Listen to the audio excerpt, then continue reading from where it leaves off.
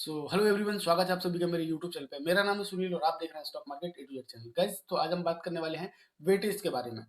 मतलब वेटेज क्या होता है उसके बारे में हम सारे डिटेल में बात करेंगे कि निफ्टी के अंदर, बैंक निफ्टी के अंदर कौन कौन से स्टॉक के कितने कितने वेटेज हैं और कौन सा स्टॉक कितना मूवमेंट करेगा तो निफ्टी में कितना मूवमेंट आएगा, और अगर कौन सा स्टॉक कितना मूवमेंट करेगा तो बैंक निफ्टी में कितना मूवमेंट आएगा। तो ये जो वीडियो है ना वो काफी इंपॉर्टेंट होने वाला है।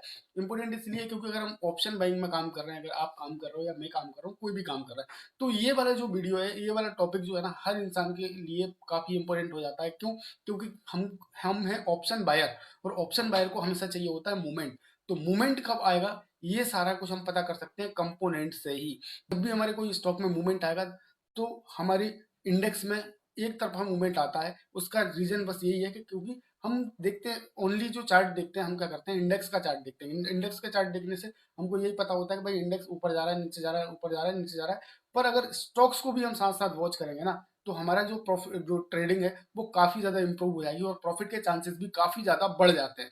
तो ठीक है ना। तो ये वीडियो आपके लिए काफ़ी ज़्यादा इंपॉर्टेंट है, तो वीडियो को बिल्कुल भी मिस मत करना, बिल्कुल भी स्किप मत करना। प्लीज़ मेरी रिक्वेस्ट है कि पूरा वीडियो देखो, क्योंकि ये आपके फायदे के लिए है। ऑप्शन ट्रेडिंग में प्रॉफिटेबल होना है तो ये वीडियो तो आपको देखना ही पड़ेगा। ठीक है ना।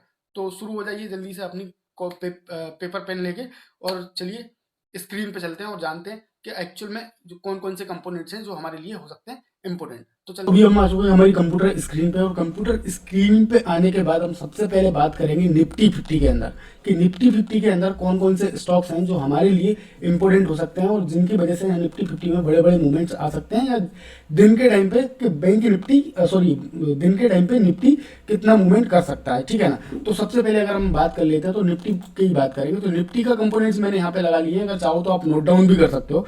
ठीक है ना। तो सबसे पहले कंपोनेंट्स अगर मैं बात करूँ इंपॉर्टेंट, सबसे पहले तो मैं बता देता हूँ कि इसके अंदर इतने सारे जो स्टॉक हैं वो काफ़ी ज़्यादा है। जैसे अगर मैं बात करता हूँ यहाँ से लेकर आप HDFC से देखोगे ना, तो यहाँ तक पूरे के पूरे 50 के 50 स्टॉक इसके कंपोनेंट्स हैं। ठीक है ना। पूरे के पूरे 50 के 50 स्टॉक इसके कंपोनेंट हैं। पर यहाँ पे आप देखोगे तो परसेंटेज वाइज में बहुत कम है। ठीक है ना। पर अगर हम बात करें तो इतने सारे स्टॉक को अगर हम वॉच करेंगे, इतने सारे स्टॉक को अगर हम ट्रैक करेंगे, तो फिर तो कोई मतलब ही नहीं निकला ना। अगर 50 स्टॉक को हम डेली बेसिस पे ट्रैक करेंगे और फिर 50 स्टॉक का मेजरमेंट लेने के बाद फिर निफ्टी में ट्रेड करेंगे, तो फिर तो कोई मतलब ही नहीं निकला। तो सिंपल तरीका क्या है कि हम कुछ स्टॉक्स देख लेते हैं, कि कुछ स्टॉक्स जो एक्चुअल में मूवमेंट भी करते हैं और जिनकी वजह से इंडेक्स हमारा निफ्टी 50 इम्पैक्ट भी होता है। ठीक है ना। तो सबसे पहले हमारा हो जाता है, अगर मैं बात करता हूँ तो हमारा इंपॉर्टेंट सबसे सबसे पहले रहता है हमारा कौन सा, HDFC बैंक। इसको आप अपने वॉच लिस्ट में स्क्रीन पे लगा के हमेशा रखो। ठीक है। किसको लगा के रखो? HDFC बैंक को। ठीक है। देन दूसरा हो जाता है हमारा रिलायंस, और तीसरा हो जाता है हमारा ICICI बैंक, और चौथा हो जाता है इन्फी, मतलब इन्फोसिस। मेरे हिसाब से ये चार अकेले जो स्टॉक हैं, ये चार, इन्फोसिस, ICICI बैंक, रिलायंस और HDFC, मात्र चार स्टॉक आप अपने पास रखो। चार स्टॉक की अगर अपन बात करें तो चार स्टॉक का कंपोनेंट्स में कितना कंट्रीब्यूशन है उसकी अगर अपन बात करें तो यहाँ पे अपन कैलकुलेट कर लेते हैं। कैलकुलेट करेंगे, जस्ट अ मिनट।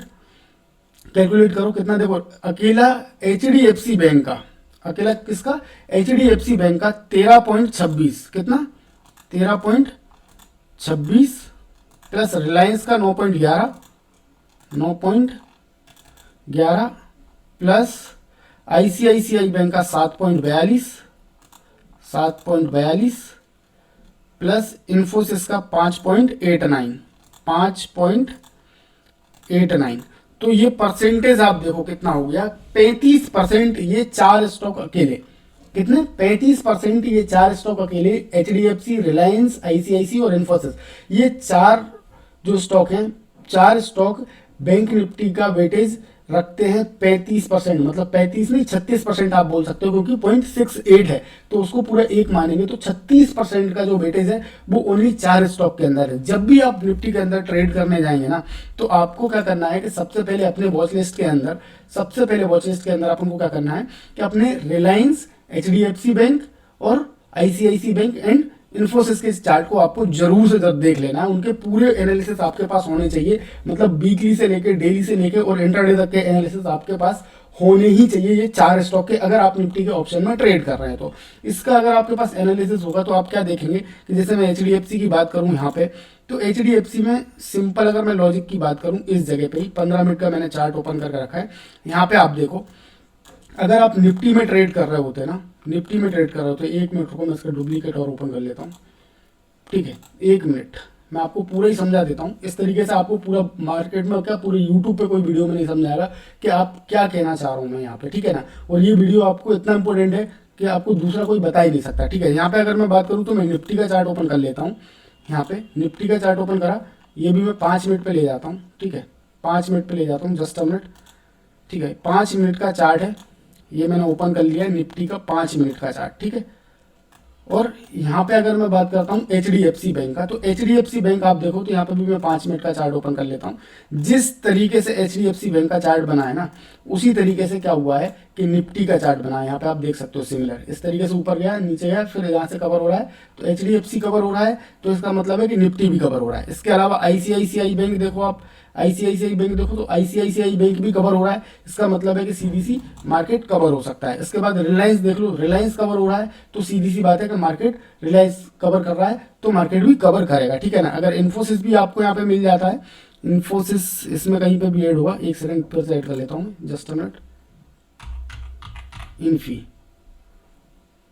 ठीक है, अगर इन्फी भी कवर कर रहा है मार्केट में, तो आप देख सकते हो कि आपका मार्केट क्या हो जाएगा, कवर हो जाएगा। यहाँ पे आप देखो इस तरीके से, अगर आप इसको भी एनालाइज करके रखोगे ना इस तरीके से यहाँ पे, तो आपको क्या है कि श्योर हो जाएगा आपका, ठीक है ना, क्या हो जाएगा, श्योर हो जाएगा एनालिसिस कि भाई मार्केट अब तो ऊपर जाएगा ही जाएगा। जब मेरे कोई भी स्टॉक में कोई पैटर्न बना, जैसे मैं बात करता हूँ, सपोज अगर निफ्टी की बात कर रहा हूँ, निफ्टी नीचे जा रहा है और HDFC उसी टाइम पे HDFC क्या कर रहा है, इस तरीके से एक डबल बॉटम पैटर्न बना रहा है। इस तरीके से निफ्टी यहाँ से क्या कर रहा है, निफ्टी कहीं से भी गिरता हुआ इस तरीके से नीचे आया, नीचे आने के बाद हमको कोई भी ब्रेकआउट मिल गया, और HDFC बैंक का हुआ कि ऊपर था, ऊपर से नीचे आया, इस जगह पे HDFC ने गिरना चालू करा, इस जगह पे HDFC ने गिरना चालू करा, इसी जगह पे निफ्टी ने गिरना चालू करा, ठीक है। आपने क्या करा, यहाँ से पुट ले लिया, क्या ले लिया, पुट ले लिया, पर HDFC ने क्या करा, इसी जगह से आके और वापस रिवर्सल दे दिया, ठीक है। ये डब्ल्यू पैटर्न उसमें HDFC में बन गया, यहाँ से रिवर्सल दे दिया, तो आपका क्या होगा कि जो निफ्टी है ना,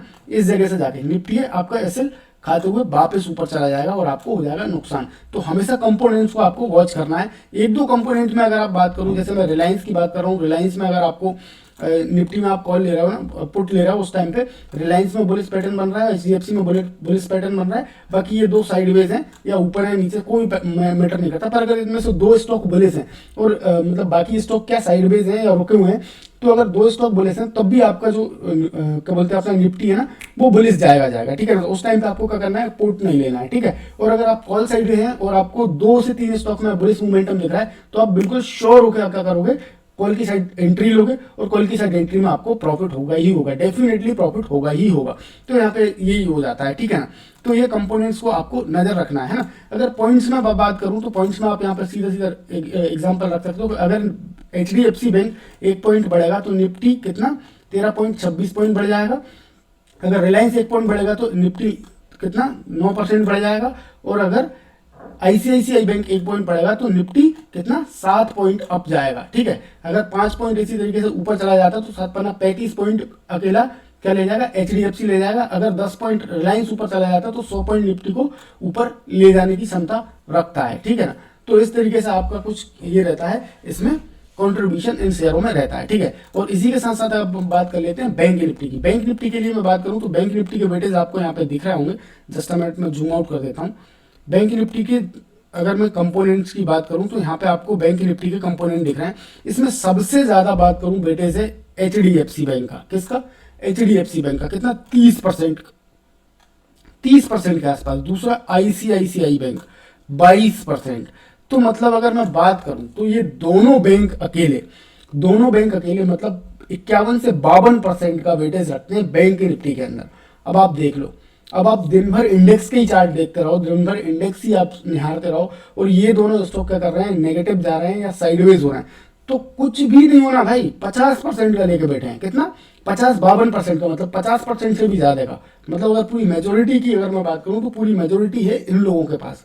अगर मार्केट पूरा फट भी जाए और ये दोनों नीचे चले जाए ना, तब भी पूरा आपका इंडेक्स जो है ना निफ्टी का, बैंक निफ्टी का, वो ऊपर जा ही नहीं सकता।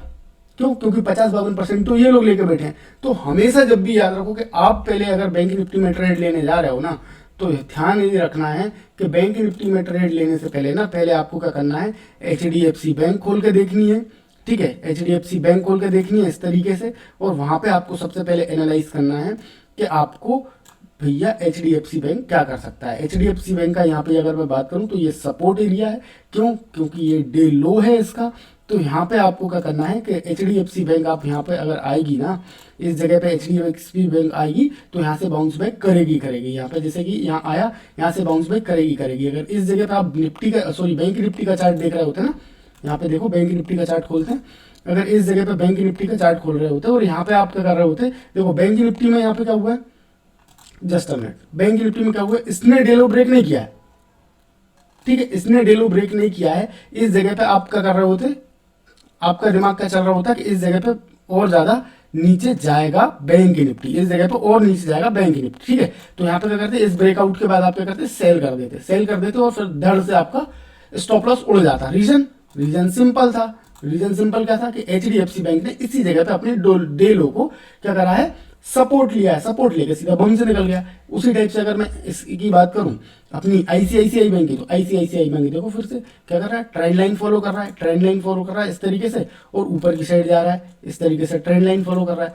तो भैया सिंपल सी बात है कि ICICI बैंक अप ट्रेंड में है, यहाँ पे आप देखो क्लियर तरीके से अप ट्रेंड में है। HDFC बैंक सपोर्ट लेके ऊपर जा सकता है, तो भाई पुट लेने का कोई रीजन ही नहीं बनता, ठीक है ना। तो कंपोनेंट्स का बहुत ज्यादा मेजर इम्पैक्ट पड़ता है हमारे इंडेक्सेस के ऊपर। तो ये कुछ बैंक निफ्टी के हैं, यहाँ पे देखो। तो बैंक निफ्टी के लिए मैं अगर बात करूँ तो ये 5 स्टॉक काफी आपको इंपॉर्टेंट होने वाले हैं।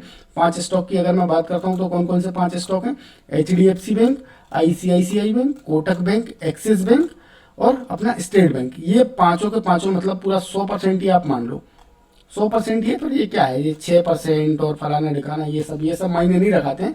पर अगर आपके पास ये 5 स्टॉक भी है अपने वॉच लिस्ट के अंदर, हमेशा आपको ये रखना है 5 के 5 स्टॉक। मतलब सीधी सी बात है, इसमें एक आप रिलायंस और जोड़ दो। रिलायंस अगर और जोड़ दोगे ना तो आपका निफ्टी का भी कॉम्बिनेशन बन जाएगा। यहाँ पे अगर मैं बात करूँ तो निफ्टी का भी कॉम्बिनेशन बन जाएगा, एक रिलायंस और एक क्या बोल दो इन्फोसिस जोड़ दो। मतलब टोटल मिला के 7 से 8 स्टॉक आपके हो रहे हैं। हमेशा आपके वॉच लिस्ट में 8 स्टॉक ऐड होने ही चाहिए। जैसे मेरे यहाँ भी ऐड है, मैंने करके रखे हैं, तो 8 स्टॉक आपके हमेशा ऐड होने चाहिए। जब तक आपको इन 8 स्टॉक का पूरा मेजरमेंट पता नहीं हो, आपको सपोर्ट रेजिस्टेंस पता नहीं हो इन स्टॉक्स के, तब तक आपको इंडेक्स के अंदर ट्रेड नहीं लेना है। ये चीज आप हमेशा ध्यान रखो, ठीक है ना। तो ये मतलब आपको एनालिसिस करने के बाद ही आपको इंडेक्स में एनालिसिस करना है। सबसे पहले उठने से पहले उठोगे ना मार्केट में, जब बैठने के लिए उठोगे ना, तो सबसे पहले ये 8 स्टॉक का क्या करोगे, आप मेजरमेंट लोगे। 8 स्टॉक के आपको क्या करना है, सपोर्ट रेजिस्टेंस निकालना है और क्या क्या पैटर्न इनमें बन सकते हैं और क्या क्या मोमेंटम इनमें हो सकते हैं, ये चीज का आपको सबसे पहले ध्यान रखना है। देन फिर उसके बाद आप निफ्टी बैंक निफ्टी में ट्रेड करने बैठ सकते हो। उसमें फिर आपको अगर जो जैसे भी उसमें मोमेंटम लगे, जब भी एक बार ट्रेड कंफर्मेशन आपको लगे कि यहाँ से मुझे ट्रेड बनाना है, तो पहले ये क्या बोलते हैं अपने स्टॉक्स को भी आप एक बार क्या करो, जाके देख लो कि इनमें भी कोई बुलिश मोमेंटम बन रहा है या बेरिश मोमेंटम बन रहा है। अगर आपके ट्रेड के हिसाब से इनमें भी मूवमेंट बन रहा है तो आप बिल्कुल ट्रेड लो, 110% आपको प्रॉफिट ही होगा, ठीक है ना। तो आई होप कि आपको बहुत अच्छी तरीके से समझ में आ गया होगा और आप ये कंपोनेंट्स आप लिख के रख रहे होंगे और आने वाली ट्रेडिंग सेशन में आप क्या करोगे कि इनको इंप्लीमेंट करोगे अपनी ट्रेडिंग में। तो ठीक है, अगर ये वीडियो अच्छा लगा आपको और आपको लगा कि इसमें मैंने कुछ इन्फॉर्मेशन आपको दी है, तो ये वीडियो जो है ना अपने दोस्तों के साथ शेयर कर दो और अगर आप चैनल पर नए हैं तो उसको सब्सक्राइब भी कर लो, ठीक है ना। मिलते हैं ऐसे किसी वीडियो के साथ, तब तक के लिए थैंक्स फॉर वॉचिंग।